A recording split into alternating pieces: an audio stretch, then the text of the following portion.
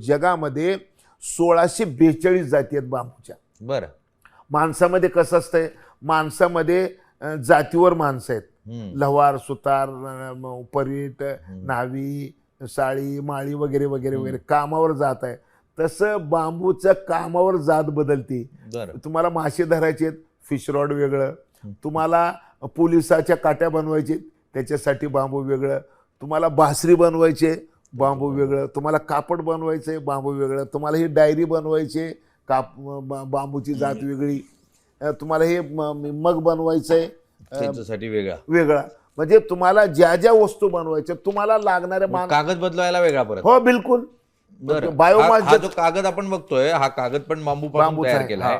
ही diary म्हणजे याच्या बाहेरचं कव्हर असो, याचा पेन, हे सगळं बांबूपासून तयार करण्यात आलेलं आहे. एक पिन सोडली धातूची तर सगळं हे या ठिकाणी बांबूपासून तयार करण्यात आलेलं आहे. यात पण आपण बघू शकतो की पेन पाशा पटेल साहेबांनी आणलेला आहे. हा पेनही पूर्णतः बांबूपासून तयार करण्यात आलेला आहे. हा मग आहे, चहाचा मग, कॉफीचा मग म्हणून ज्यावेळेला प्रवासात पण आपण त्याला सहजतेनं वापरू शकतो अशा स्वरूपाचा. याचंही आपण ही बॉडी बघू शकतो बांबूपासून आहे. हा वॉटर कॅन्स आपल्याला सातत्यानं लागतात. थर्मासचाही जो आउटर सरफेस आहे तो सगळ्याचा सगळा बांबूपासून तयार केला आहे. आणि सगळ्यात महत्त्वाचं म्हणजे घड्याळ.